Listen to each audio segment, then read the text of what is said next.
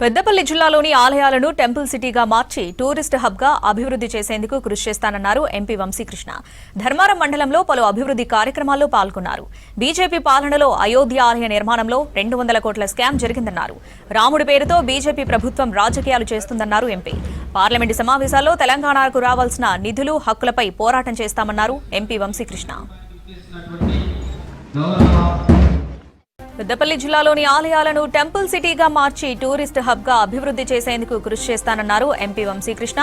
ధర్మారం మండలంలో పలు అభివృద్ధి కార్యక్రమాల్లో పాల్గొన్నారు. బీజేపీ పాలనలో అయోధ్య ఆలయ నిర్మాణంలో 200 కోట్ల స్కామ్ జరిగిందన్నారు.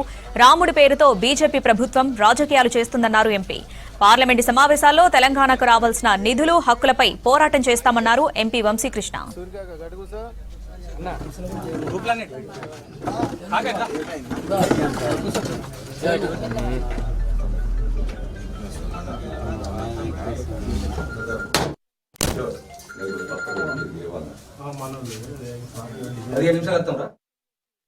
ధర్మారంకి వెళ్ళి ప్రత్యేకంగా సీసీ రోడ్ల విషయం కానివ్వండి, డ్రైనేజ్ విషయంలో కానివ్వండి, లేదా నీటి కరువు ఉన్నది, మాకు ఇమీడియట్గా వాటర్ బోర్వెల్ కావాలని చెప్పి నాకు చాలా రిప్రజెంటేషన్లు వస్తే దాని ప్రకారం ఎంపీ ల్యాడ్స్ నుంచి విశాఖ చారిటబుల్ ట్రస్ట్ ద్వారా అనేక మంది స్కూళ్ళ బెంచులు కానివ్వండి, వాటర్ బోర్వెల్, వాటర్ ఫెసిలిటీస్ కానివ్వండి, అనేక ప్రాంతాల్లో చేసినాము. భారతీయ జనతా పార్టీ ఏదైతే కుట్ర చేస్తుందో, ఎలక్షన్ అప్పుడు కూడా మీరు అందరు చూసినారు, జై శ్రీరామ్ అని చెప్పి వాళ్ళు అక్షింతలు, మేము అయోధ్యానికి వెళ్ళి అక్షింతలు తీసుకొచ్చినామని చెప్పి ఇంటింటికి వారు అక్షింతలు ఇచ్చి జై శ్రీరామ్ అని చెప్పి ఎలక్షన్ టైం కేవలము రాజకీయం చేసినారు. కానీ ఈరోజు అదే అయోధ్యలో రామ్ మందిర్ ఆలయంలో 200 కోట్ల రూపాయల పైగా దొంగతనం చేయడం జరిగింది. కోర్టు కేసు అప్పుడు కూడా నరేంద్ర మోడీ గారే, నేనే స్వయంగా కోర్టు కేసు గెలిపించిన, భూమి స్వయంగా నేనే ఇప్పించిన, మరి విగ్రహం కూడా నేనే చేయించిన, రాముడి విగ్రహం కూడా నేనే చేయించిన, నేనే ఆడ పూజలు చేసిన అని చెప్పి మీరు చూసినారు. శంకరాచార్య వర్యులను కూడా బయట కూర్చోబెట్టి స్వయంగా మోడీ గారే లోపల కూర్చొని పూజలు చేసి పునస్కారాలు చేసినామని చెప్పి వారు ఏదైతే పెద్ద ఎత్తున మార్కెటింగ్ చేసినారో, మరి ఈరోజు 250 కోట్ల పైగా గొటాలా అయిందో, ఏదైతే దొంగతనం అయిందో, మరి దీని మీద మౌనంగా మోడీ గారు ఎందుకున్నారని చెప్పి ప్రతి ఒక్కరూ ఇది గమనించాల్సిన విషయము. ఈసారి పార్లమెంట్ సమావేశాల్లో కూడా పెద్ద ఎత్తున బిల్స్ పెట్టడం జరుగుతున్నది. వాళ్ళు టీఎంసీ ఎంపీలను కొనేసినారు, శివసేన ఉద్ధవ్ ఠాక్రే ఎంపీలను కొనేసినారు.